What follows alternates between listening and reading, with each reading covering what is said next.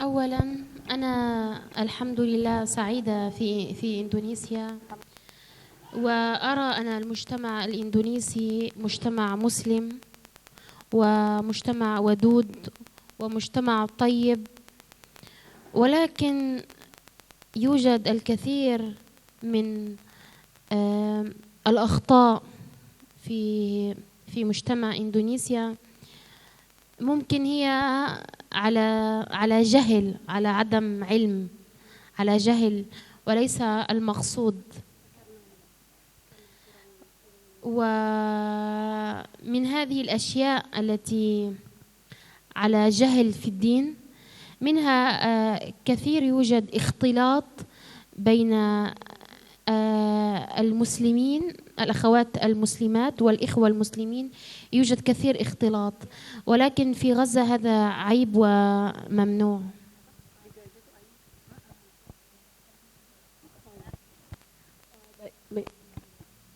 Baik, pertama kali datang ke Indonesia, Ustazah Jinan senang ya, banyak masyarakat Muslim, kemudian baik, ramah, tapi ada juga yang ditemukan yang kurang baiknya gitu ya, yaitu ada beberapa yang kesalahan dalam pemahaman ilmu agama, karena banyak sekali ditemukan adanya ikhtilat bercampur ya. Campur perempuan dan laki-laki gitu. Kalau di Gaza itu adalah sebuah aib, ibu-ibu semuanya. Nah, jadi itu sebenarnya yang jadi culture shock bagi Ustazah Jinan juga. Gitu. Baik. وثانيا يوجد الكثير أيضا من المزاح بين الرجل والمرأة. نحن يعني كثير من الضحك والمزاح بين الرجال والنساء، حتى يعني الأقرباء أو الغريب يضحك ويمزح، وأحيانا أنا أرى المزح حتى باليد هكذا، ويعني من ناحية حرام هذا حرام، ومن ناحية عيب أيضا يعني نحن نخجل. Yang kedua, banyak sekali ditemukan banyak bercanda, kemudian banyak tertawa sampai ya lawan jenisnya itu sampai gitu. Nah, kalau di Gaza itu hal seperti itu adalah aib gitu. Nah, jadi agak kaget ya. Jadi seperti itu. Banyak bercanda yang sampai menyentuh adanya sentuhan. وأيضا أحيانا أجد أن هنالك تناقض في اللباس، تناقض في الملابس. أحيانا يعني كثير يوجد من الأخوات المسلمات تلبس الحجاب في المسجد ولا تلبس في مكان آخر، أو عندما يأتي ضيوف إلى البيت هي بدون حجاب. ولكن في غزة أنا وجدت المحجبة دائما محجبة، التي بشعرها دائما بشعرها. لا يجوز التناقض، إما حجاب إما بدون حجاب. Bertemu juga terkadang misal perempuan kalau ke masjid pakai hijab gitu. Tapi kalau misalnya di rumah dilepas hijabnya. Nah, kalau ada tamu pun nggak dipakai hijabnya gitu ya. Jadi hijabnya hanya dipakai di waktu-waktu tertentu. Dan kalau di Gaza sana setiap kali, jangankan ada tamu, bahkan keluar pun kita harus semuanya tertutup berhijab seperti itu.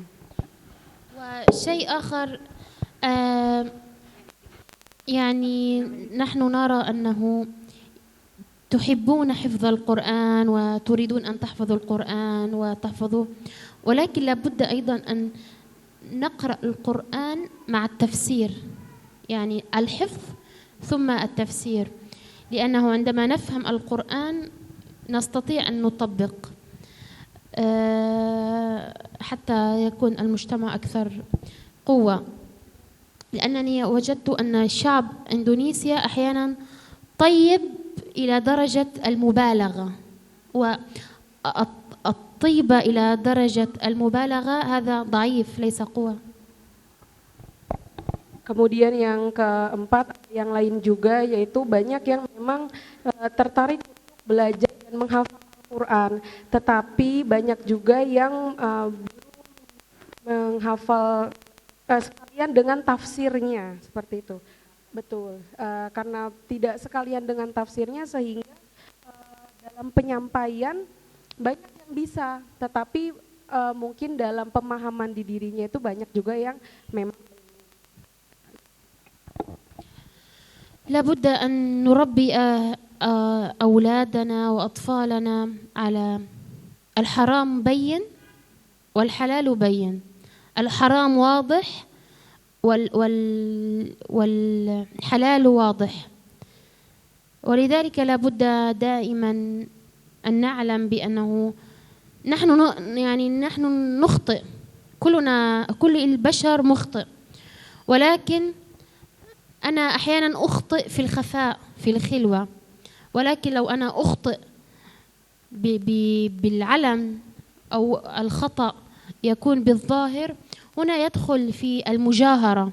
والرسول صلى الله عليه وسلم يقول كل أمتي معافى إلا المجاهر، يعني أن تجاهر بالخطأ، أن تفعل الخطأ وتعلن هذا الخطأ أمام الناس، هذا يدخل من المجاهرة، لأن المجاهرة تجعل الناس أيضا يروا أن الحرام عادي. Yang pertama yaitu dengan mendidik anak-anak kita dengan cara memberi penjelasan lebih detail, lebih jelas lagi antara yang halal dan yang haram.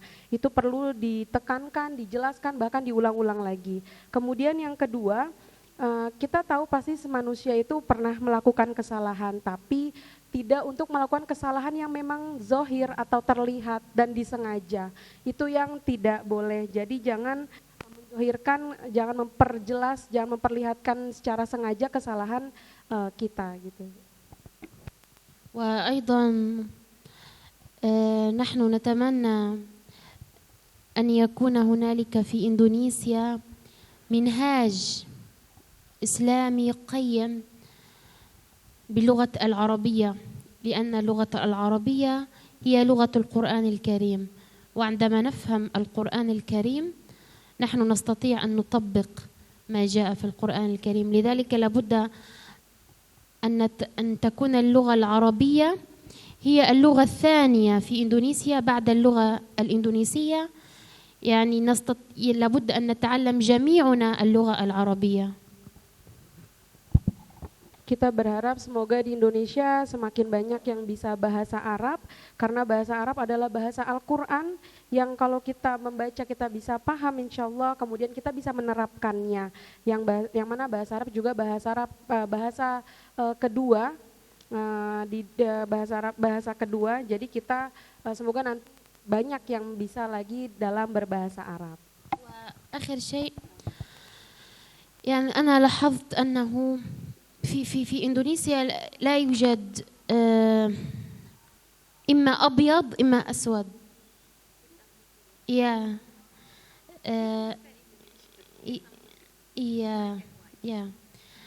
إما أبيض إما أسود، ولكن هنالك شيء اسمه المنطقة الرمادية، أبيض وأسود يعني.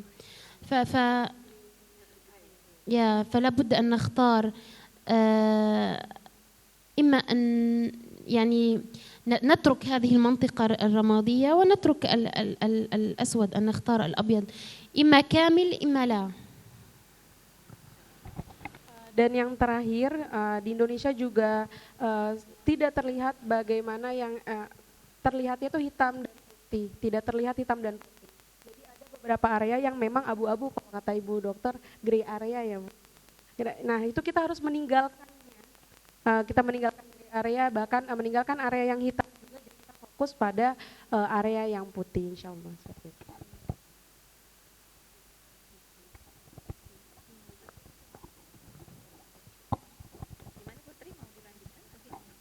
Ya, Masya Allah, tadi ada 4 poin dan jawabannya luar biasa ya Ibu-Ibu. Saya jadi menggantikan sedikit peran Putri karena saya ingin mengeksplor banyak dari perspektif beliau yang privilege, yang keistimewaan yang beliau miliki adalah beliau tumbuh dan besar di Gaza, mengerti lingkungan hidup di sana, Ya ternyata memang ada banyak hal-hal yang tadi kesannya tadi sudah disampaikan oleh Mbak Feli juga, bagaimana tadi 4 poin ya sangat menolak kita.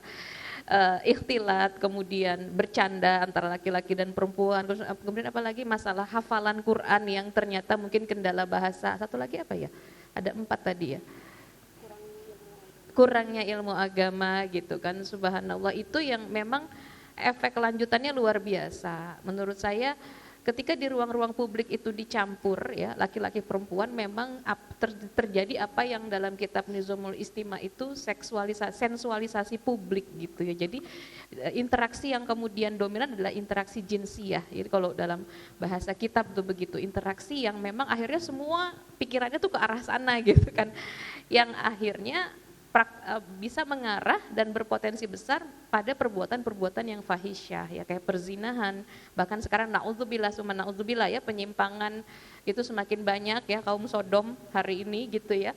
Itu bahkan ada kafenya khusus di beberapa kota. Saya pernah bukan kunjungi ya, naudzubillah, enggak, mesti dapat, saya saat berkunjung ke kota dapat cerita gitu ya. Itu sudah semakin berkembang di ruang-ruang publik gitu. Nah, tadi pesan yang terakhir beliau sampaikan kan sebenarnya kalau apalagi juga dikaitkan dengan pendidikan anak ya, kalau di Gaza sudah terkondisi ikhtilat itu aib, Bu. Jadi aneh gitu di sini merenannya kalau orang bahasa Sunda teh.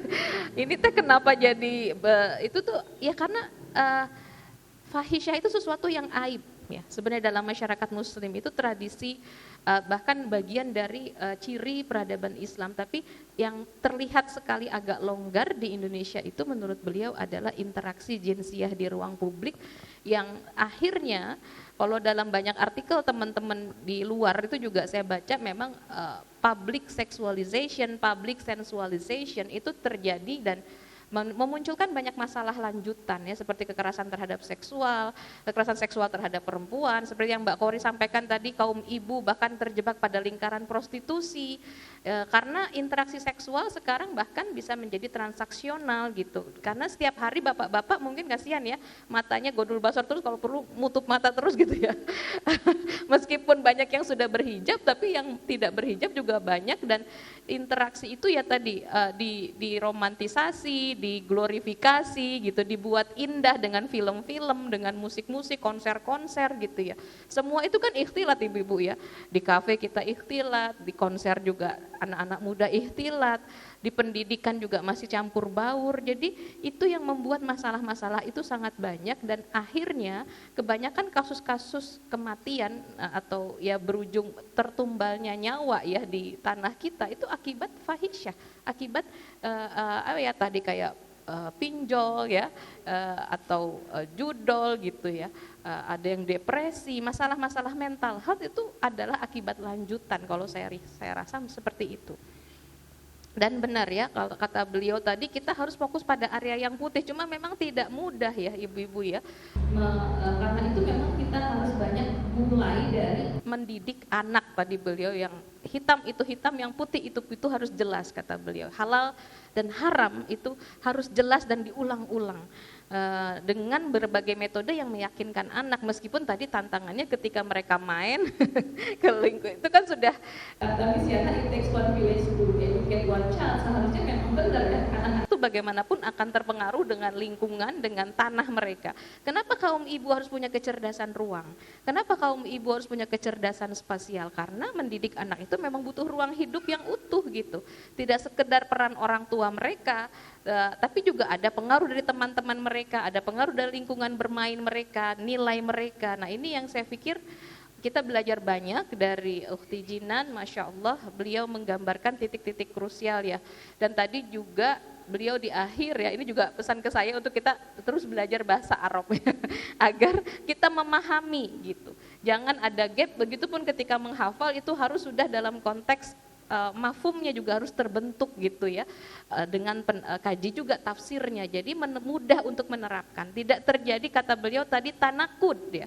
Kalau saya tangkap itu tanakud itu seingat saya inkonsistensi ya, kayak pertentangan gitu ya. Tadi pakai hijab di dalam saat pengajian, tapi di luar pengajian kita lepas gitu ya. Jadi ada inkonsistensi, ada pertentangan sikap yang tidak konsisten gitu ya, maksudnya tidak sama antara di luar rumah rumah dan di rumah, atau ya bahkan memposisikan agama hanya urusan majelis taklim saja, hanya urusan di masjid saja, tapi begitu keluar masjid sudah lupa sama agama. Apalagi kalau urusannya dengan duit ya, ibu-ibu ya, kita suka lupa gitu. Karena tekanan ekonomi, ya udahlah yang haram akhirnya diembat juga, naudzubillah summa naudzubillah. Nah ini kondisi yang memang membentuk gaya hidup. Tadi kan sampai cerita Mbak Kori juga, para buruh itu harus staycation juga gitu ya, untuk bisa bertahan, dilanjutkan kontraknya, atau ya karena mereka sudah stres kerja, itu gaya hidup work hard play hard. Ibu-ibu di kota-kota besar banyak sekali kerja keras, harus ada kompensasi hiburannya juga keras gitu. Ya hiburan yang keras akhirnya maksiat ya Mbak Feli ya. Ini kita banyak banget nemuin ya, termasuk ya, bukan hanya staycation yang halal juga banyak sih ibu-ibu insya Allah ya. Hanya tetapi kita juga bisa melihat bagaimana akhirnya miras itu juga merajalela, zina merajalela, yaitu karena masalah syubhat dan syahwat ini yang terus diindustrialisasi di ruang-ruang publik, karena memang difasilitasi oleh pembangunan ekonomi yang bermazhab kapitalisme. Ya wallahu alam, mungkin itu poinnya ya Mbak Putri. Saya coba eksplor lebih lanjut, langsung kita sandingkan nih ya, comparing poinnya, perbandingan poinnya antara bagaimana perspektif muslimah Gaza yang masih kuat akidah Islamnya dan punya kekuatan mafhum ya, memahami Quran untuk bisa diaplikasikan dalam kehidupan, termasuk kepada pendidikan anak, dengan kita yang muslimah Nusantara. Ya sebenarnya insya Allah kita punya privilege yang sama, karena sebenarnya sama modalnya ya, akidah Islam. Nah, cuma tinggal ibu-ibu di sini, ayo kita bareng-bareng melakukan perubahan, karena ternyata tidak bisa kita hanya cari aman untuk anak kita saja, keluarga kita saja, tapi kalau kita berdiam, kata Allah ya, harus ada speak up ya. Sekarang alhamdulillah gerakan rakyat sudah mulai ada penyadaran publik gitu ya. Jangan-jangan gara-gara kalau dalam bahasa Rasulullah itu ruwaibidah gitu ya, penguasa yang penguasa yang dipercaya, orang yang tidak kompeten sebenarnya tapi dipercaya mengurusi urusan-urusan publik, itu kan penguasa yang tidak layak dipercaya hari ini, itu juga bisa jadi berkesinambungan ya, berhubungan dengan masalah anak-anak kita dan juga masalah Gaza. Jadi semua sebenarnya dengan akidah Islam itu kita bisa lihat dari teropong yang satu, yang integratif, yang saling berkaitan. Insyaallah mungkin itu Mbak Putri, wallahu alam. Masya Allah, penjelasan yang sangat detail ya Ustazah Vika, bahwa memang terjadi perbedaan yang mencolok gitu. Bahkan Ustazah Jinan sampai culture shock gitu ya, shock melihat keadaan di Indonesia yang itu tidak biasa di sana. Berarti kan keadaan di Indonesia ini dekat dengan kemaksiatan memang ya Ustazah ya. Kita masyarakat di Indonesia ini terutama kaum muslimin gitu ya, itu sudah mulai terbiasa dengan kemaksiatan, sehingga kita tidak bisa melihat, kita tidak kaget lagi gitu kan, menormalisasi, benar, meromantisasi bahkan ya, tidak kaget lagi, bahkan tidak canggung lagi melakukan perbuatan-perbuatan yang sifatnya maksiat. Bahkan tadi ya berita-berita fahisyah itu semakin banyak gitu ya. Silakan. Oh ya, silakan Ustazah Jinan mau nambahi lagi.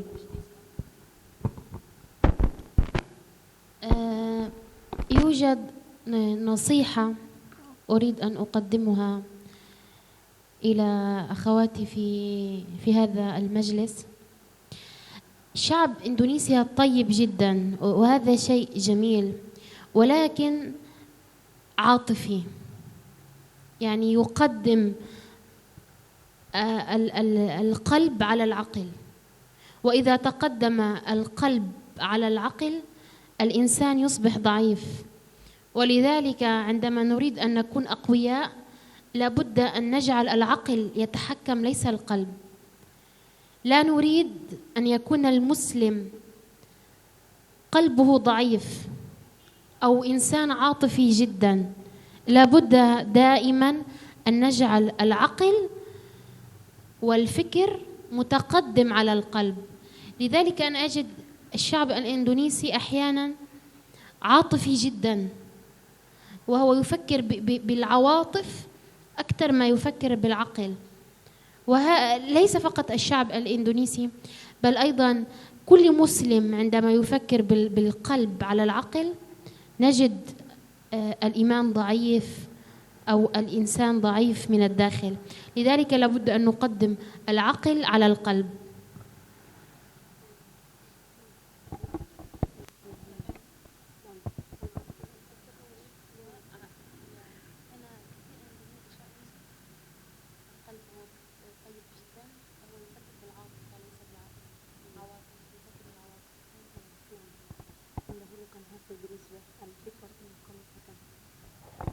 Baik,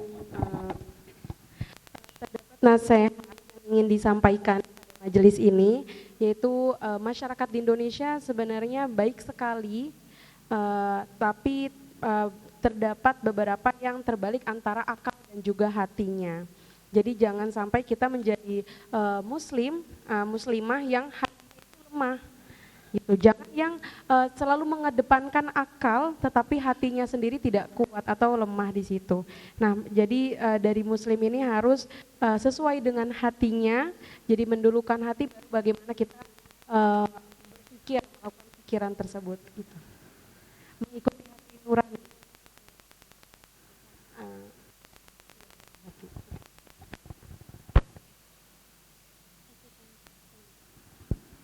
Ada lagi, Kak Feli? Sudah? Oke. Jazakallah khair.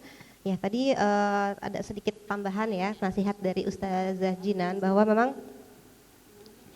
kita jangan sampai lemah gitu ya. Kuatkan hati kita, kuatkan akidah kita, karena ya ada musuh di depan kita gitu, seperti itu ya Ibu ya. Kembali lagi tadi ke Ustazah Vika, ya tadi ya Ustazah, bahwa memang kondisinya itu memang sangat kontras gitu ya antara di Gaza dengan di Indonesia gitu. Kalau tadi Ustazah Jinan sempat mendeskripsikan bagaimana metode pengasuhan ya yang akhirnya menghasilkan atau menciptakan anak-anak yang kuat tekadnya, kuat akidahnya. Sebenarnya simpel ya ibu-ibu ya. Tadi kalau yang bisa aku rangkum itu sebenarnya ada dua ya. Yang pertama itu kuatkan akidah anak-anak kita gitu ya. Dikuatkan akidahnya, kita ajarkan anak-anak kita itu pemahaman tentang halal dan haram gitu ya. Supaya mereka tuh tahu gitu ya. Mereka tahu mana yang halal dan haram dan mereka bisa merespon gitu ya. Merespon ketika dihadapkan dengan hal-hal yang sifatnya haram atau fahisyah tadi seperti itu ya. Lalu yang kedua tadi berikan pendidikan Islam gitu ya dengan sirah-sirah supaya mereka bisa terus berefleksi dan jangan melupakan pendidikan yang umum juga gitu ya. Sebenarnya tadi yang mudah simpel ya Ustazah ya, metode pendidikannya itu ya tadi dari Ustazah Jinan ya. Hanya saja mungkin kalau di Indonesia gitu ya, tantangannya itu adalah lingkungan tadi ya Ustazah ya, lingkungan yang penuh dengan kemaksiatan, dengan penuh dengan fahisyah tadi yang akhirnya itu turut mempengaruhi generasi-generasi muda kita seperti itu ya Ustazah ya. Jadi sebenarnya memang tadi metode pengasuhannya itu bisa aja ya Ustazah kita terapkan di Indonesia ini ya Ustazah ya. Seperti itu. Mungkin sama satu lagi Ustazah karena waktunya sudah semakin mendekati siang ya Ustazah ya. Berarti kan dari pemaparan Ustazah Jinan dan Ustazah Vika terutama tadi di akhir itu bahwa memang di Indonesia ini kita juga sedang melawan sesuatu ya Ustazah ya. Melawan sesuatu yang kalau di Gaza itu jelas ya Ustazah, dia bentuknya adalah penjajah, dia fisik, dia materi yang kelihatan gitu ya. Nah kalau dari pemaparan Ustazah Vika, terus dari Misiana dan Mbak Putri Kori gitu ya, kita melihat bahwa memang berarti musuh utama kita di Indonesia adalah pemikiran ya Ustazah ya. Pemikiran yang tadi yang membuat interaksi jinsiah itu amburadul gitu ya, yang akhirnya penuh dengan kemaksiatan seperti tadi Ustazah ya. Lalu bagaimana sebenarnya Ustazah peran kita nih sebagai muslimah, sebagai ibu gitu Ustazah ya, untuk melawan penjajahan di negeri ini Ustazah. Karena sifatnya dia intangible gitu ya kalau kata Ustazah. Intangible, tidak terlihat. Jadi kita mau melawan itu melawan apa? Seperti melawan angin kan Ustazah ya. Seperti itu. Mungkin bagaimana tanggapan Ustazah terhadap tadi hal tersebut? Ya, Masya Allah. Tadi seperti saya kutip kembali ya, mungkin bisa jadi yang terjajah itu sebenarnya seluruh dunia Islam kecuali Gaza gitu ya. Yang merdeka itu hanya di Gaza. Yang lain sebenarnya terjajah. Terjajahnya memang tidak secara fisik, betul ya. Dalam pandangan satu ulama memang ada sebuah nafais tamarot ya, buah nafsiyah nasihat kepada kita bahwa antara dua kesabaran, sabar melawan hawa nafsu itu sebenarnya memang lebih berat karena musuh dalam selimut ya, dibandingkan sabar menghadapi musuh di peperangan yang jelas gitu. Oh itu orangnya, batang hidungnya bisa kita tunjuk. Sekarang kita mau nunjuk siapa nih? Tiba-tiba banyak klub-klub malam, tiba-tiba banyak lokasi-lokasi naudzubillah kemaksiatan di ruang-ruang publik kota kita, termasuk di ruang digital ibu-ibu ya. Ini juga banyak sekali itu dark spot yang mengintai ya, titik-titik gelap yang mengintai anak-anak kita, bahkan dari game, dari film, dari Netflix, dari OTT application over the top gitu ya, yang kemudian diinstal di HP-HP anak kita. Itu juga salah satu yang menstimulus syahwat mereka dan membuat mereka menjadi bingung membedakan mana yang benar, mana yang salah, yang terpuji dan tercela, jadi mix gitu ya, jadi tercampur baur gitu. Nah, apa yang bisa kita lakukan memang sabar menghadapi, kembali tadi pada nasihat, sabar menghadapi hawa nafsu, menghadapi syahwat, musuh dalam selimut itu lebih sulit, pahalanya lebih besar. Karena itu memang butuh kajian mendalam, ibu-ibu ya. Nah, salah satu yang kemudian ditawarkan oleh Urban Muslimah Circle ini, saya banyak ngobrol dengan tim UMC, memang kita perlu kajian-kajian ruang hidup ya. Selain tentu ilmu parenting yang tadi metodenya sebenarnya sederhana, apa yang kemudian disampaikan oleh Masya Allah itu sama gitu, cuman penguatan akidah Islam yang harus terdeliver sesuai konteksnya. Kalau tadi saya paham bagaimana beliau tadi memberikan memberikan poin bahwa ketika kita menghafal Quran tuh harus dengan mafhumnya agar bisa diaplikasikan. Nah, sesuatu yang bisa diaplikasikan itu kan harus sesuai dengan konteks, respon terhadap situasi hari ini.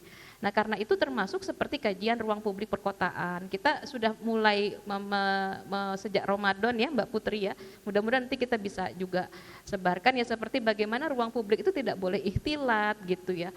Bagaimana pembangunan itu harusnya dilakukan agar tanah ini menjadi tanah yang berkah sebagaimana tanah di Palestina ya. Agar semakin sedikit ya orang-orang yang dalam tanda kutip mati konyol gitu ya, hanya karena bunuh diri, hanya karena judol, karena pinjol, atau hanya karena narkoba gitu ya. Tapi mereka yang justru mati syahid, tersedia berjilid-jilid generasi yang melakukan ribat. Nah, nanti kita juga akhirnya harus tahu apa itu ribat gitu. Karena begitu banyak sakofah Islam, betul kata Kak Jinan tadi, kita tuh lack of understanding ya, Islamic culture, Islamic sakofah itu masih sangat lemah. Karena itu memang betul ya, apa yang bisa kita lakukan adalah melakukan kajian, edukasi, menyiapkan generasi baru kata beliau tadi. Dan ini memang kan harus kita pagarin benar akhirnya ya, the new generation, the future generation, termasuk alhamdulillah kalau saya memang diberi kesempatan untuk banyak berdialog dengan teman-teman di luar ya, baik itu di barat, di Amerika, dan di situ memang di situ banyak sekali sebenarnya sekarang harapan ya setelah Gaza ini justru orang-orang barat yang relatif lebih rasional itu keinginan untuk mengkaji Islamnya semakin tinggi gitu, bahkan banyak yang convert ya, yang revert gitu ke Islam gitu, Masya Allah. Nah, ini salah satu yang harus kita sadari bahwa anak-anak kita juga karena penjajahannya di sini sifatnya pemikiran, maka ya harus dibuat peka ya, sensibilitasnya, ihsasul fikernya, penginderaannya terhadap nilai ya. Karena nilai itu, nilai kesuksesan misalkan ibu-ibu, oh kamu kalau sukses kalau punya HP iPhone misalkan, atau ayo kamu nggak ditemenin kalau nggak datang konser sama aku gitu. Nah, itu kan sebenarnya sebuah value, dirasakan tapi tidak bisa dipegang, intangible kalau bahasanya. Nah, gimana kita juga menyiapkan anak-anak kita bisa berdiskusi, bisa berdialog, tidak sekedar ikut tadi kalau bahasanya tadi Kak Jinan terakhir itu akal dan kolbnya itu seimbang. Kalau tadi yang jangan hanya karena akal ngikutin tren yang ada gitu ya, FOMO, tapi belum mindfulness, terus hatinya ditinggal, jadi ujungnya sebenarnya tetap nggak disebut berakal gitu, karena dia ingin merasa diakui, ingin diakui pinter, tapi kenyataannya sebenarnya ketika hatinya ditinggalkan, ujung-ujungnya tetap akalnya tidak bisa berfungsi gitu. Artinya pesan tadi saya sempat cross check sama Kak Feli, ya akal dan hati, karena itu mempengaruhi amal ya ibu-ibu ya, itu harus integrated. Nah, sekarang kita kenapa banyak persoalan mental health ya, mindfulness itu suatu hal yang banyak didiskusikan di anak-anak muda, anak-anak remaja gitu ya, mungkin kakak-kakak, adik-adik di sini juga banyak. Ya karena memang hampa gitu, nggak connected gitu antara akal dengan hati. Sementara apa yang terjadi di generasi Gaza itu mereka connecting gitu. termasuk connect iman mereka, akhirnya bisa mengkonekkan keluasan iman, kedalaman iman mereka itu dengan keberadaan lingkungan tadi, lingkungan environment, ruang hidup mereka. Nah ini yang memang kita, menurut saya itu poin yang harus kita ambil, belajar dari Gaza, karena memang satu-satunya wilayah yang merdeka. Merdeka karena mereka berdiri tegak terhadap kezoliman, mereka dengan ilmu berdirinya, mereka mengerti konsep ikhtilat, konsep kemuliaan, ya, konsep mendidik anak satu paket, tidak hanya parsial di keluarga saja, tapi mendidik anak dalam lingkungan yang sehat, lingkungan bermasyarakat, berbangsa, bernegara gitu, sampai bagaimana mereka memahami jihad itu ditegakkan, kan sampai tadi sampai beliau akidah Islam itu ya puncaknya jihad. Dalam hadis Rasulullah, jihad itu zarwatus sanam, puncak keagungan Islam, sehingga ya akidah Islam yang produktif. Kalau dalam Quran surat Ibrahim itu syajarah thayyibah, kalimat thayyibah kasyajarah thayyibah. Kalimat la ilaha illallah Muhammadur Rasulullah itu seperti pohon yang baik, dia tumbuh berbuah, ya. Nah, berbuahnya apa ya tadi? Membangun karakter, membangun manusia, human development, menjadi sosok-sosok yang akal dan kolbunya itu integrated, balance gitu. Nah, ini yang saya lihat masih banyak split di kita karena masih memposisikan agama itu tadi, oh agama tuh cuman ketenangan batin gitu. Ya, urusan publik, urusan duit nggak perlulah bawa-bawa agama gitu. Politik nggak perlu, ya kalau politik sekarang memang kotor ya, tapi kita ternyata Islam juga punya loh konsep politik yang benar gitu. Nantilah kita kaji satu saat nanti ya. Tapi banyak hal yang kita tidak bisa membandingkannya. Oh ini hitam, ini putih, ini hitam, ini putih. Kita nggak bisa comparing skill, itu harus dimiliki ya kalau di area-area negeri muslim yang banyak di area abu-abu tadi, kita harus banyak contrasting, apa sih istilahnya, membanding-bandingkan dalam konteks ini benar, ini enggak, ini benar, ini buruk, karena udah terbolak-balik hari ini. Ya, karena mixing tadi, tercampur baur, gray area semakin banyak, abu-abu, akhirnya sikapnya abu-abu semua. Ya udahlah, nggak masalah, itu kan lokalisasi, sudah dilokalisasi kemaksiatan, tetap harusnya kan man ra'a minkum mungkaron, ya, fal yughayyirhu biyadihi, ya, falam yastati bi lisanihi gitu ya. Dan yang terakhir bi qalbihi, dan itu ada aful iman ya, selemah-lemahnya iman. Nah, artinya sebenarnya kan nggak bisa, yang namanya yang haram itu nggak bisa eksis, namanya haram gitu, haram itu dilarang. Tapi kenyataannya pembangunan ekonomi hari ini tetap ngasih ya halal haram tuh zonasi, ini zona halal, ini zona haram. Silakan yang mau sholat di sini, silakan yang mau mabok-mabokan ke sini gitu. Ibaratnya tuh begitu gitu ibu-ibu ya. Nah, gimana coba anak-anak kita mendidik di rumah udah kita ajarin macam-macam sampai berbusa-busa di sekolahnya sekolah Islam, tapi begitu ketemu mall, begitu ketemu lingkungan tadi kata Miss Yana ada Lucy Beer yang dikemas dengan marketing yang elok gitu ya. Ini kafe yang cozy, ini tersedia makan, tapi juga dia menyediain beragam miras dengan berbagai glorifikasi dan beautifikasi di miras itu gitu, tampilannya. Kan anak-anak sekarang segala yang sesuatu yang dikemas cantik mudah terbawa arus, fear of missing out tadi. Nah, ini yang saya pikir harus pelajaran yang bahwa skill yang siro'ul fikr, ghazul fikr. Nah, ini butuh kepekaan tersendiri Ibu-ibu. Dan Al-Furqan itu memang sesuatu yang Allah anugerahkan, kemampuan membedakan yang hak dan yang batil itu menjadi ukuran bagi generasi baru yang menurut saya sedang dan direkomendasikan oleh Kak Jinan tadi untuk dibentuk gitu. Nah, para ibu adalah kehormatannya umat. Kan perempuan itu adalah irdun ya, kehormatan, dan ummu warobatul bait. Dia adalah ibu dan pengatur rumah tangga yang mempersiapkan generasi di tengah-tengah masyarakat yang tadi menurut saya untuk konteks Indonesia dan negeri muslim lain itu kemampuan untuk membedakan Al-Faruq tadi ya, Al-Furqan, kemampuan membedakan hak dan batil itu harus sensitif. Karena kalau tidak kita akan terbawa arus.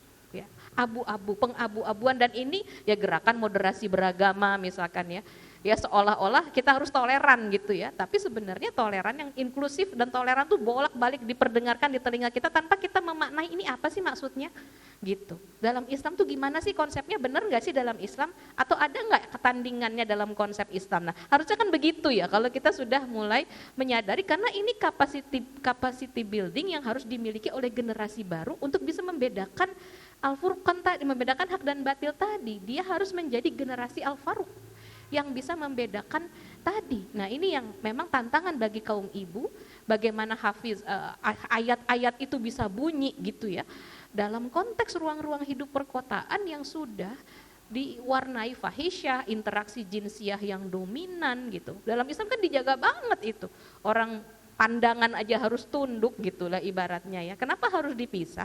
Bukan berarti membelenggu perempuan. Ini kan akhirnya berbentroknya dengan paham feminisme gitu ya. Ya, karena sesungguhnya justru dijaga kehormatan perempuan dari objektifikasi seksual. Jadi sekedar objek seksual gitu ya.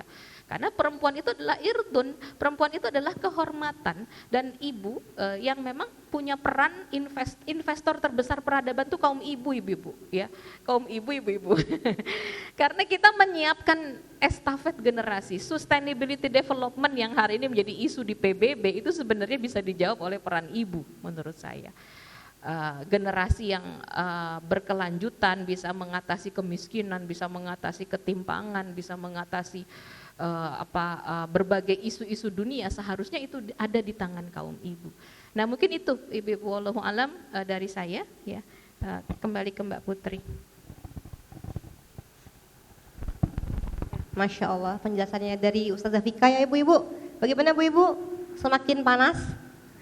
Panas tidak bu-ibu? Semakin panas ya ibu-ibu ya, karena kita semakin tergambar gitu, bahwa memang fakta di lingkungan kita saat ini seperti itu ya ibu-ibu ya. Kita tidak bisa diam gitu ya, kita harus bergerak, makanya kita memang harus panas gitu ya, supaya menjadi bensin kita ya bu-ibu untuk bergerak maju ke depan gitu ya, bergerak membawa perubahan. Oke, tanpa memperpanjang kalam lagi, mungkin langsung saya buka aja ya bu ya forum diskusi. Bagi ibu-ibu peserta di offline yang jika ada yang mau bertanya kepada kedua pembicara kita yang Masya Allah ya ibu-ibu ya, luar biasa ilmunya gitu ya, ilmu dan pengalamannya. Ada Ustazah Jinan yang kapan lagi kita bisa bertemu dengan Ustazah Jinan ya ibu-ibu ya, ada Ustazah Vika gitu ya dengan segudang ilmunya. Boleh bu ibu, ada kalau mau bertanya boleh satu penanya dulu, boleh diangkat tangannya. Baik, silakan. Mohon disebutkan nama dan dari mana ya Bu. Bismillahirrahmanirrahim. Assalamualaikum warahmatullahi wabarakatuh. Kenalkan, saya Yeni dari Tangerang, Banten. Iya, dekat Bu, tidak sejauh ke Palestina. Iya, terima kasih kepada ustazah-ustazah yang sudah memaparkan materinya. Saya sangat terinspirasi dengan apa yang digambarkan oleh Ustazah Jinan ya, terkait dengan kondisi fakta real ya pastinya, karena beliau memang dari sana gitu, terkait dengan kekuatan apa sih yang dimiliki oleh orang-orang yang ada di Palestina, khususnya tentunya melalui proses pembelajaran yang sudah dipersiapkan sejak kecil, sehingga kita tidak asing ketika melihat daya juang dan militansi mereka itu sangat luar biasa. Ternyata memang kuncinya adalah di pondasi pembentukan karakter mereka yang memang sudah dibangun sejak dini, dan tentunya ini sejalan dengan Islam ya. Dan kalau tadi digambarkan juga ternyata sangat jauh berbeda dengan kondisi geografi di wilayah lain gitu. Kalau tadi digambarkan itu kalau di daerah urban lain lagi gitu ya. Dan justru sangat timpang sekali ketika kita melihat berbagai fenomena tadi yang digambarkan Bekasi dan yang lain. Dan bahkan kalau kita melihat bukan hanya di tadi dua daerah yang disebutkan ya, yang mungkin Indonesia secara keseluruhan, bahkan dunia ya secara lebih luas lagi gitu. Itu hampir sama ya. Sebenarnya semua wilayah negara yang ada saat ini justru sedang terjajah semua gitu. Dan saya ingin bertanya, mungkin langsung aja panjang banget ya, bertanya ke Ustazah Jinan, akidah nomor 1 ya di Palestina, dan bahkan untuk memperjuangkan Palestina itu sampai titik nafas terakhir, dan dengan satu kepastian suatu saat pasti akan menang. Nah yang saya tanyakan, apakah juga dalam prosesi pendidikan mereka selain menguatkan akidah, kemudian sejarah Palestina sendiri, sampai enggak ya kalau dari sejarah kita baca itu kan dulu Palestina itu pernah menjadi bagian dari wilayah di masa kejayaan Islam ya yang saya tahu, dan Palestina dalam prosesi perebutan Israel dan sampai Israel bisa diterima di Palestina pun itu juga ada kronologisnya karena kebaikan dari masa kekuasaan Islam ketika berjaya di Palestina. Nah, filosofi ini, pelajaran ini apakah masuk di dalam pendidikan anak-anak yang ada di Palestina hari ini sehingga untuk menuju kemenangan yang mereka nanti-nantikan itu, Nasrullah, pertolongan Allah dalam perjuangannya, ada satu harapan besar juga kalau 2M Muslim sedunia itu kembali untuk bisa bersatu dan mewujudkan kembali kekuatan kejayaan Islam itu juga menjadi harapan yang mereka tunggu-tunggu karena memang bukan hanya doa, kemudian bantuan materi gitu ya, ternyata yang mereka butuhkan. Dan kita yang tempat lain itu kan butuh ilmu. Itu untuk Ustazah Jihan. Untuk Bu Vika, menyambung dengan pertanyaan. Oh iya, iya, enggak. Iya. Oh gitu. Iya. Iya. Ada pertanyaan Bu Vika juga? Iya. Oh itu udah. Iya. Iya sudah Bu. Ya kalau Bu Vika, kan tadi kita udah melihat semua kita ini kan terjajah ya Bu ya. Nah kira-kira menyatukan 2M itu bisa enggak ya? Karena kalau kita lihat kondisi Palestina dan kita di seluruh dunia ya, ini kan memang membutuhkan sebuah kekuatan dari umat Islam. Kalau ke Palestina kan butuh tentara ya Bu. Ini siapa yang bisa mengirim? Kalau di sini butuh yang ngatur, siapa yang akan ngatur tadi tuh, ikhtilat itu nggak boleh, kemudian hukum Islam itu dipakai gitu. Nah ini siapa dan ini upaya apa nih yang harus kita lakukan, kan kata Bu Vika tadi harus ada perjuangan gitu. Nah mungkin itu aja. Makasih. Assalamualaikum warahmatullahi wabarakatuh. Waalaikumsalam warahmatullahi wabarakatuh. Jazakillah khair kepada Bu Yeni ya dari Tangerang atas pertanyaannya. Mungkin bisa langsung dijawab Ustazah Jinan terlebih dahulu ya.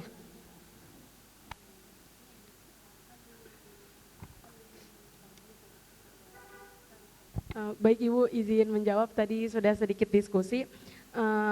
Pertanyaannya gini ya Bu, apakah dalam proses pendidikan akidah sejarah Palestina ini masuk dalam pendidikan anak-anak Palestina saat ini gitu ya? Jawaban dari Ustazah Jinan, iya ada. Jadi memang dalam pembelajaran itu terus ditanamkan dan berkeyakinan di akhir itu tadi Bu, berkeyakinan bahwa nanti akan ada pertolongan Allah nanti di akhir, kemenangannya nanti gitu. وأيضا يوجد كثير من المراكز التعليمية التي تعلم مثلا تاريخ القضية الفلسطينية، وأيضا ندرس الجانب الفكري لإسرائيل. يعني هنالك مناهج وكتب ندرس فيها كيف عقلية اليهود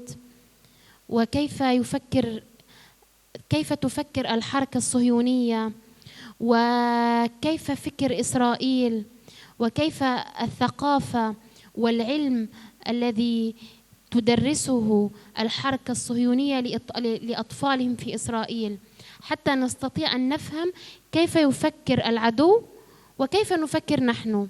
يوجد كثير من الدراسات، وقد درست في مركز، هذا المركز لأسير فلسطيني.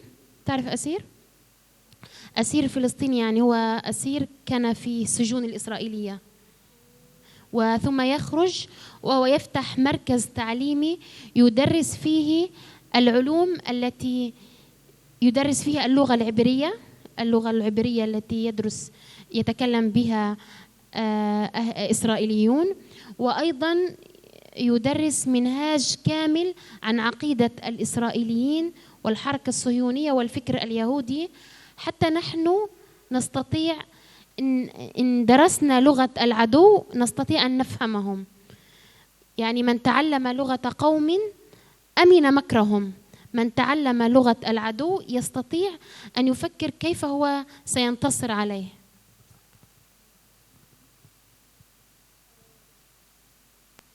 Baik Ibu, tambahan, jadi di sana juga banyak sekali pusat-pusat pembelajaran yang mana tidak hanya belajar tentang sejarah dari Palestina itu aja, tapi ada juga belajar tentang bagaimanakah bangsa Israel itu, pemikirannya Yahudi, kemudian bagaimana budaya-budayanya, bahkan bahasanya.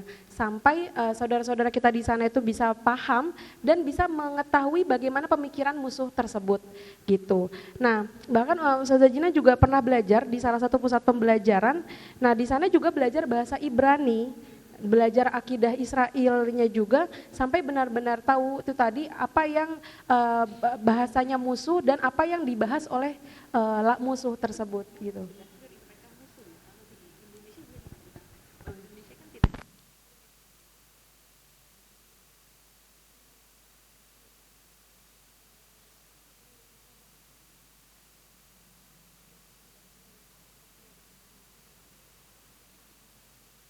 Baik, seperti itu Ibu.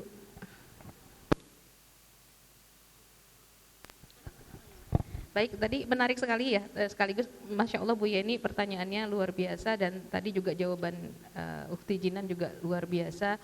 Bagaimana memang ada ya, cuman tadi saya sedikit memastikan mereka belajar itu sudah dengan state of mind, ya Pak ya, posisi status mental itu adalah sakofah musuh. Gitu. Sementara kalau di Indonesia tadi masih blur ya, kita belajar sakofah barat, hukum, pendidikan, ekonomi, itu dengan segala keterpesonaan bahwa ini adalah kiblat modernitas, kemajuan, teknologi, tanpa mengenali bahwa itu musuh. Nah, sementara di dalam apa istilahnya makrifah ya, dalam bahasa Arab itu sudah dikenali, sudah teridentifikasi di kalangan anak-anak Gaza, mereka memang sedang belajar dan untuk mengerti bagaimana musuh itu bekerja menghancurkan mereka, kan begitu. Jadi itu yang membedakan dari sisi mentalitas. Saya sedikit menambahkan konteks itu agar bisa difahami, makanya tadi saya pastikan. Nah, yang tadi pertanyaan Bu Yeni sebenarnya menggelitik ya. Saya ingin mengutip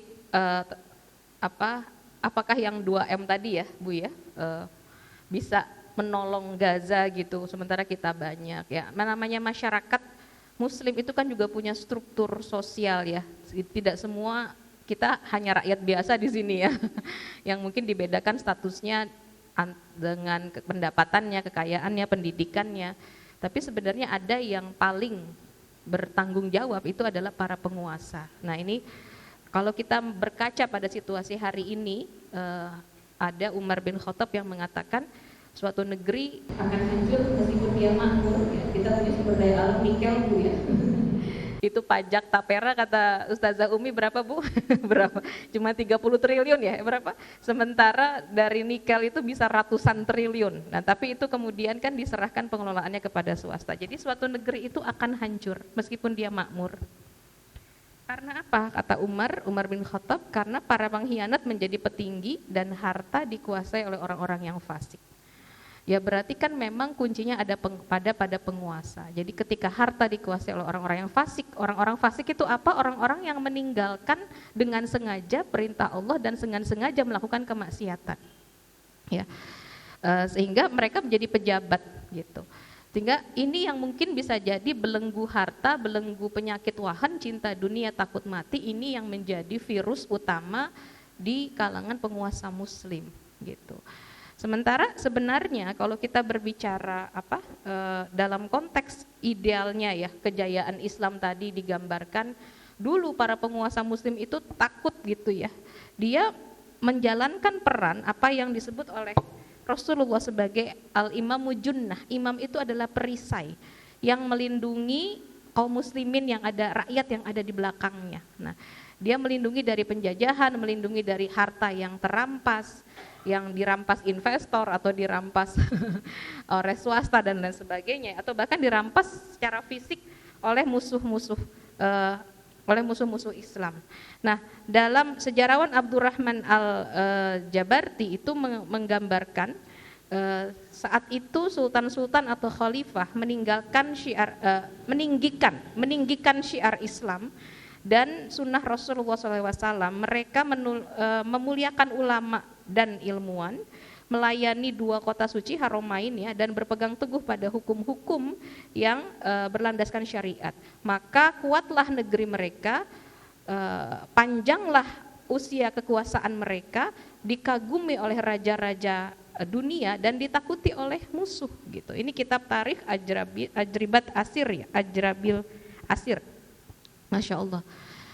Jadi kita memang membutuhkan penguasa yang takut kepada Allah. Ya, kita bisa dibilang pengkhianatan terbesar kepada Gaza itu justru datang dari penguasa Arab sendiri dengan normalisasi hubungan dengan Zionis ya, dari Uni Emirat Arab, Qatar, termasuk Arab Saudi udah lama main mata ya.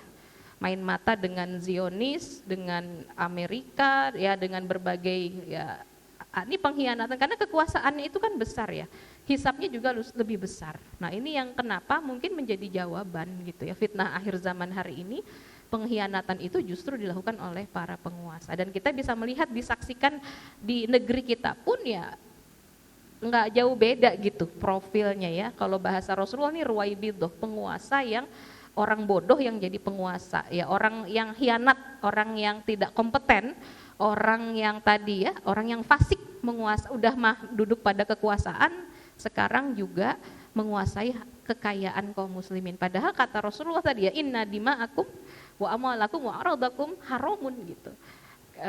Itu harta kalian, tanah kalian, nyawa kalian itu adalah mulia ya. Haram di sini bukan haram dalam konteks haram ini ya, mungkin Kak Feli bisa lebih memahami. Haram di sini kan makna bahasanya mulia ya, tanah haram di sini, tanah haram, tanah mulia.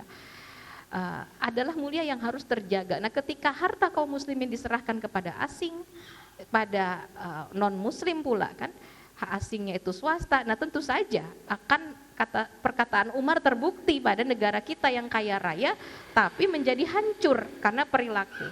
Ya malah banyak anak-anak penguasa ini tondif ya. Tadi malam saya sibuk bicara tondif lagi karena wacana tondif itu di kalangan anak muda mungkin tahu ya. Bisu dan tuli gitu, bisu nada gitu, karena ya malah pamer kekayaan pada situasi negerinya lagi heboh, itu kan bentuk tondif gitu, kayak sumun bukmun umyun gitu kan. Mungkin mereka buta mata hati dan telinga mereka dan terus memamerkan ya, sampai akhirnya dia dirujaklah sama netizen kan. Mungkin yang masih muda mungkin tahu ya, di perbincangan di Twitter, di TikTok, di sosial media itu luar biasa hari ini. Ya mungkin itu Bu Yeni ya, jadi memang siapa yang bisa? Karena seharusnya seruan pertama untuk jihad itu adalah seruan kepada penguasa muslim. Masalahnya sekarang yang menyambut seruan jihad, jadi Zionis itu nggak bisa dihadapi dengan diplomasi, meja perundingan, udah berapa kali kan mangkir mulu, bahkan mahkamah internasional udah nggak berfungsi, disfungsi gitu, kayak mandul menghadapi Zionis gitu. Ya hanya bisa dihadapi dengan senjata dan yang berani, ya yang berani menyambut seruan jihad itu baru kelompok, Masya Allah, para mujahidin Hamas gitu. Mana ini seruan disambut oleh tentara Mesir, oleh tentara Suriah, tentara Libanon, yang bermain Hizbullah itu juga kelompok non-negara. Ya kecuali sekarang Iran ya lagi heboh, itu pun kita juga masih mempertanyakan. Ya kita lihat situasinya hari ini. Dunia Islam yang lain masih heboh dengan persoalan rebut-rebutan kue kekuasaan seperti hari ini di Indonesia. Di Bangladesh juga sudah mulai bergolak. Sebenarnya kita harus optimis ibu-ibu, karena perbincangan dengan teman-teman di luar, sebenarnya Gaza itu telah membukakan banyak pintu. Gaza is opening the doors. Ya banyak ateis masuk Islam karena baru nyadar, teman saya di Amerika, Sister Sarah cerita, ternyata Islam punya konsep politik, punya konsep ekonomi. Saya baru tahu, saya pikir Islam itu sama gitu dengan agama lain gitu. Islam itu mengatur urusan-urusan publik, urusan-urusan bernegara, berbangsa. Yang tadi ya, karena Islam itu diemban oleh orang-orang seperti Gaza tadi, yang akal dan hatinya itu menyatu gitu ya. Yang dia bisa, iman mereka beresonansi pada tanah-tanah mereka, iman mereka beresonansi pada pendidikan generasi mereka, tidak berpikir parsial, tidak berpikir sektoral gitu ya, hanya agama itu hanya urusan rumah atau urusan di atas sajadah, urusan di dalam masjid saja dengan ustadz-ustadz, tapi agama juga berbicara tentang pembangunan, modernitas, agama juga merespon soal tanah dan lahan, agama juga merespon soal tata dunia. Ya kita tahu bagaimana Quran surat Ar-Rum itu turun pada saat kaum muslimin itu dalam kondisi yang sedikit ya, diboikot oleh Quraisy di masa Rasulullah SAW, diboikot, kemudian dalam kondisi perut lapar seperti di Gaza, mereka diajari untuk menyimak ayat Ar-Rum, Gulibatir Rum gitu. Suatu saat untuk mengetahui bagaimana peta konstelasi dunia, kalau sekarang Amerika, Cina, Eropanya gitu ya, atau mungkin Zionis dengan Irannya, kita harus mengerti itu. Karena sebenarnya umat Islam tidak sampai 30 tahun dari ayat turun itu sudah tumbuh menjadi kekuatan yang bisa menantang Persia, bisa menantang Rum. Karena Al-Quran luar biasa. Kita 30 tahun merdeka katanya udah berapa puluh tahun ya, baru aja 17 Agustus, tapi sudah mampu tidak gitu ya. Nah ini salah satu pertanyaan retoris yang kita harus bisa jawab masing-masing ibu-ibu ya. Ya saya juga banyak melakukan refleksi, saya juga akhirnya banyak belajar karena kebetulan Allah karuniakan saya untuk mempelajari ilmu-ilmu geopolitik, geostrategi. Di situ saya belajar banyak, Masya Allah Islam itu sebenarnya luar biasa kaya dengan ilmu-ilmu geostrategi, terutama dari jihad, terutama dari tadi tanah ribat gitu. Ibu-ibu saya tuh sedih banget pas saya mempelajari ribat itu. 2 tahun yang lalu saya berkesempatan ke Natuna ya, ke perbatasan, ke Riau. Itu di perbatasan kita ibu-ibu itu kampung-kampung narkoba Bu, jadi rusak ya penduduk perbatasan di pesisir itu. Karena jadi market buat pasar narkoba dari Laos ya, dari Indochina ya. Produksi terbesar narkoba opium kan di sana ya. Opium atau apa gitu lupa saya namanya, sabu atau apa, saya nggak ngerti banget ya. Dan itu kita sudah menyelidiki, sangat mudah masuknya itu Mbak Feli ya. Luar biasa. Dan itu saya pikir, saya sedih ketika cerita di Gaza ya, mereka justru menyiapkan generasi murabitun, ribat menjaga tanah perbatasan mereka di benteng-benteng pertahanan dengan iman, dengan generasi berjilid-jilid generasi yang mereka siapkan. Kok kita seperti ini? Nah itu mungkin salah satu yang akhirnya memang pelajaran yang saya ambil, kita sebagai kaum ibu harus bisa melakukan banyak comparing atau membandingkan, comparing point, skill dalam untuk menjaga sensitivitas kita, meningkatkan sensitivitas kita terhadap hak dan yang batil. Ya selama ini kita ngerasa tadi ya poin ikhtilat aja, saya jadi ke-recall kembali, iya ya ternyata poin ini serius ini akibatnya pada generasi gitu. Karena begitu Ustazah Jinan menjelaskan pada kita, iya ini bahaya banget, ikhtilat ini sebagai sebuah, kalau tidak diregulasi dalam kebijakan publik oleh pemerintah, oleh penguasa yang memahami Islam ya, tadi digambarkan ya bagaimana sangat dijaga gitu ya oleh otoritas setempat, termasuk yang berkuasa sebenarnya tahun 2006 kan memang Hamas ya di Gaza itu. Masya Allah mereka menguasai. Ya, cuma tadi ya, kembali lagi kan kita tidak bisa otoritas politik itu hanya lokal ya. Tentu ya kita berharap dan berdoa semoga satu saat persatuan umat ya dengan forum ini, salah satu forum kecil ini ya Ibu, less is more ya, meskipun tidak banyak, hanya 50-an, tetapi insya Allah ibu-ibu adalah para penggerak, para generator dakwah, para generator di rumah-rumah kita ya, para manajer anak-anak kita, yang akan membawa generasi baru menuju persatuan umat dan kekuatan yang sesungguhnya melahirkan kembali kekuatan junnah, yaitu ya para imamul mukminin, amirul mukminin yang dulu selama berabad-abad diwujudkan dalam bentuk sistem khilafah Islam. Wallahu a'lam bishawab ya. Allah, penjelasan yang sangat detail ya Ustazah Fika ya, luar biasa. Mungkin satu lagi ya ibu-ibu dari peserta online, karena waktunya kita berkejaran dengan waktu ya Bu, waktu semakin siang. Mungkin ada satu penanya dari online yang ini ditujukan untuk Ustazah Jinan ya, dari Mbak Putri Korea. Ya Allah. Oke, untuk Ustazah Jinan, ayat atau surat dari Al-Quran yang mana yang paling menguatkan muslimin Palestina untuk berjuang? Dan apa yang mereka pahami tentang ayat atau surat itu terkait keadaan mereka di Palestina?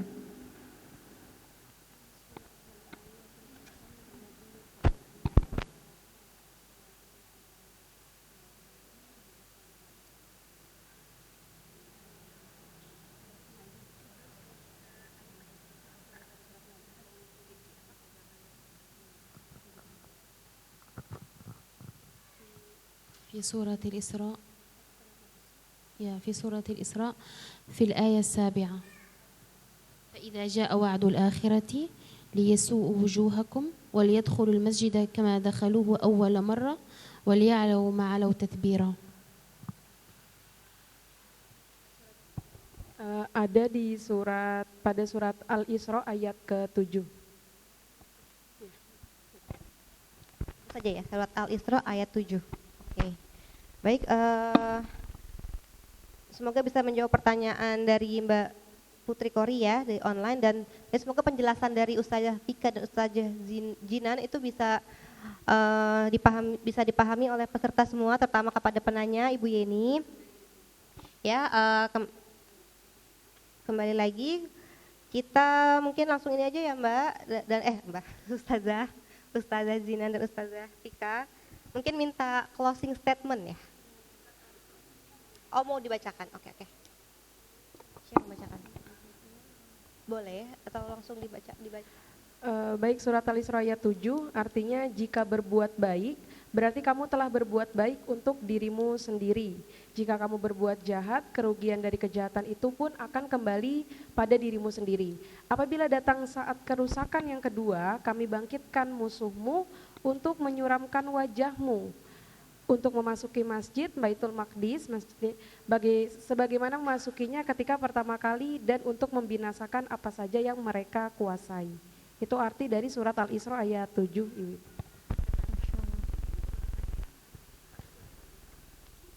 Boleh Mbak? Boleh kalau mau dijelaskan tafsirnya ya. Tafsir secara singkat mungkin ya.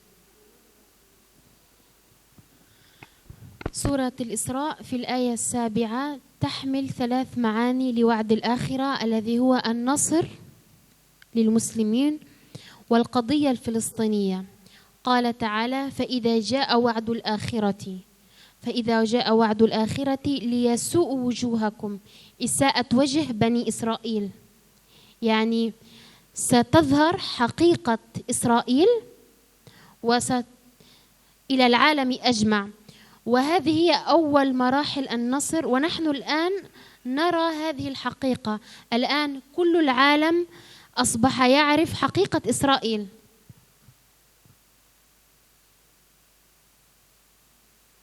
Baik, pada ayat ini akan dijelaskan bahwasanya nanti akan terlihat bagaimana kebenaran dari Bani Israel. Dan yang mana sekarang pun sudah mulai terlihat bahwasanya Palestina nanti akan mendapatkan kemenangan dan Bani Israel pun dari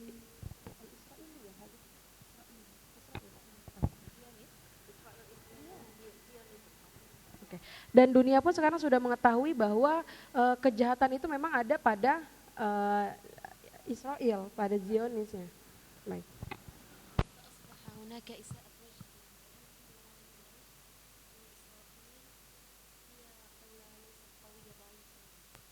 Bahkan dan sekarang pun dunia sudah mulai menunjukkan bahwasanya negara Israel ini bukan negara yang kuat, tapi melainkan mereka itu lemah, dhaifah gitu ya, mereka lemah dan sekarang sudah mulai terlihat sudah kelemahannya.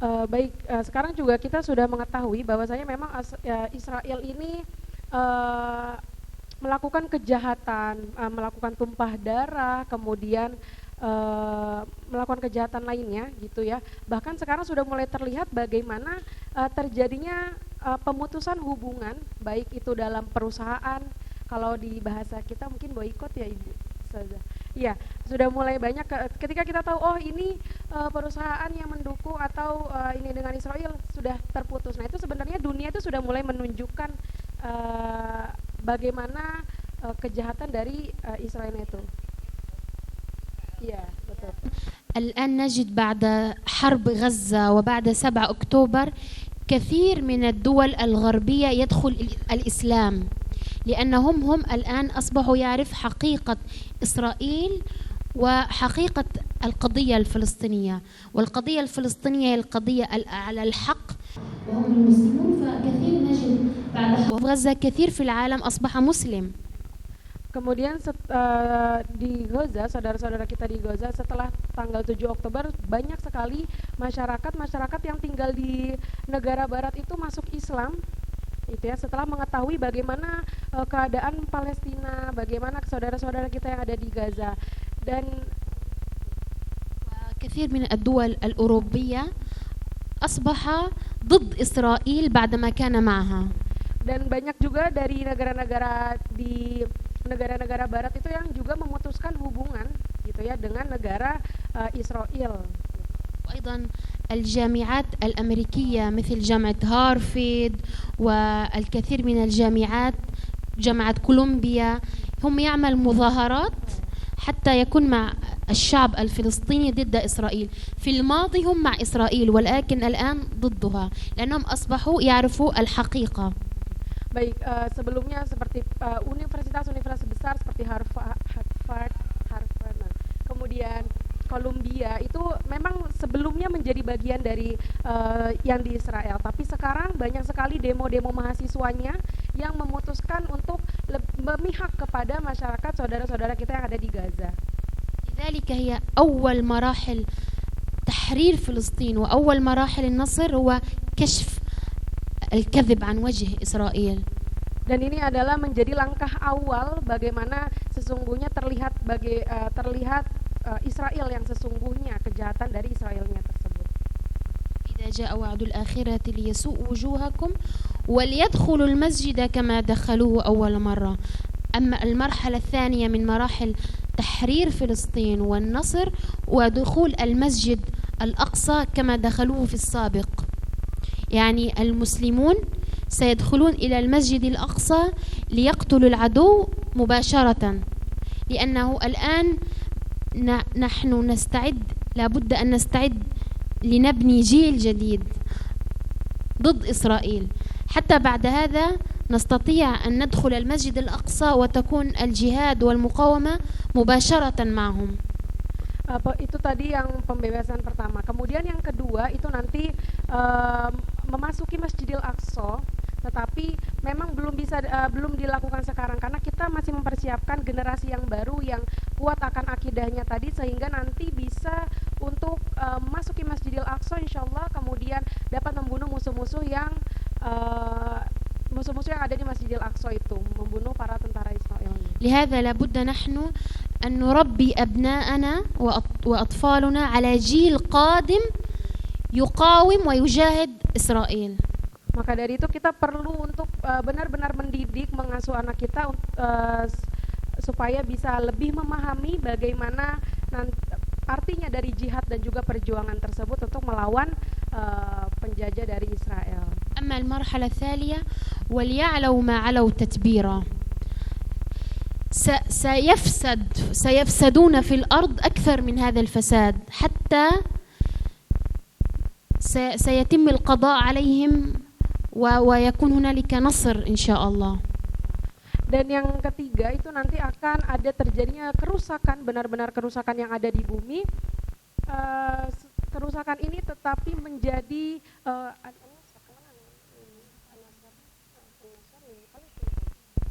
dan kerusakan ini nanti akan menjadi kemenangan bagi masyarakat saudara-saudara kita yang ada di Palestina. ولذلك الآن الله سبحانه وتعالى يستبدل المسلمين الضعفاء بمسلمين أفضل منهم.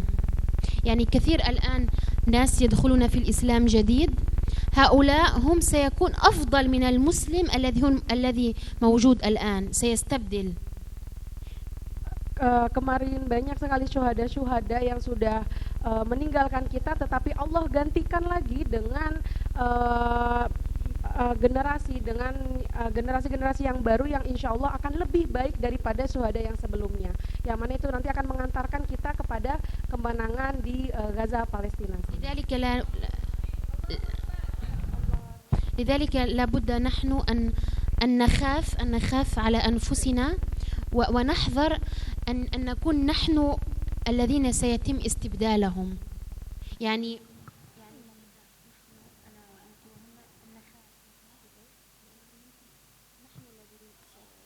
سيأتي مسلمون أفضل منا نحن يعني سيتم استبدالنا لابد نحن أن نكون أقوى حتى لا يتم استبدالنا. Maka dari itu kita sebagai muslim dan muslimah kita harus lebih kuat lagi dan kita harus merasa takut karena bisa jadi nanti akan ada pengganti kita yang jauh lebih kuat lagi. Maka dari itu kita dari sekarang harus lebih istiqomah, lebih memantapkan akidahnya lagi supaya nanti yang setelah kita menjadi pengganti kita itu juga jauh lebih baik lagi. Maka dari itu kita harus berdoa, ya Allah, semoga tidak ada yang menggantikan kita sampai kita benar-benar keluar. Tidak menggantikan kita.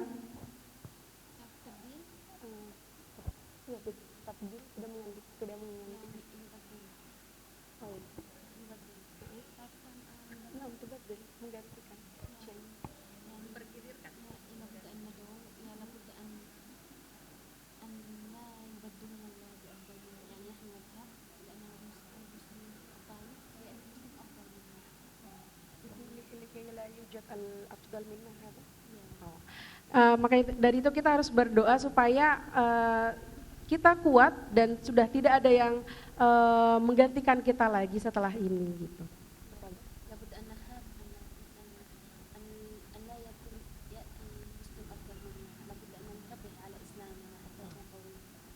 Dan kita harus lebih menguatkan Islam lagi, memerhatikan bagaimana keislaman diri kita dan kita merasa takut bahwa nanti tidak akan ada yang lagi menggantikan kita gitu ya.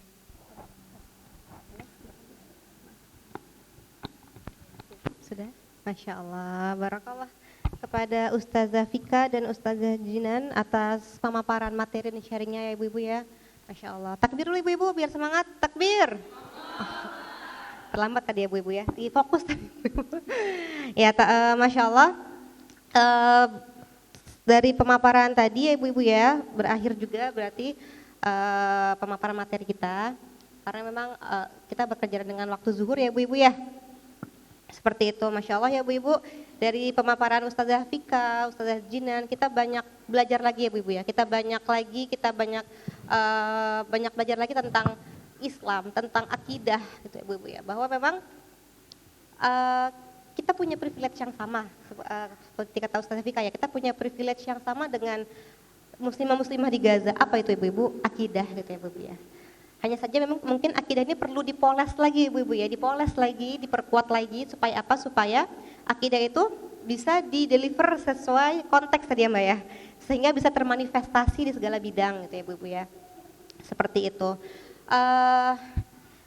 Baik, jazakallah khairan. Sekali lagi saya ucapkan kepada Ustazah Fika dan Ustazah Jinan atas materi dan ilmu-ilmu yang begitu luar biasa, dan Kak Feli, mohon ya Kak Feli atas bantuannya mentranslate kita gitu ya Ibu.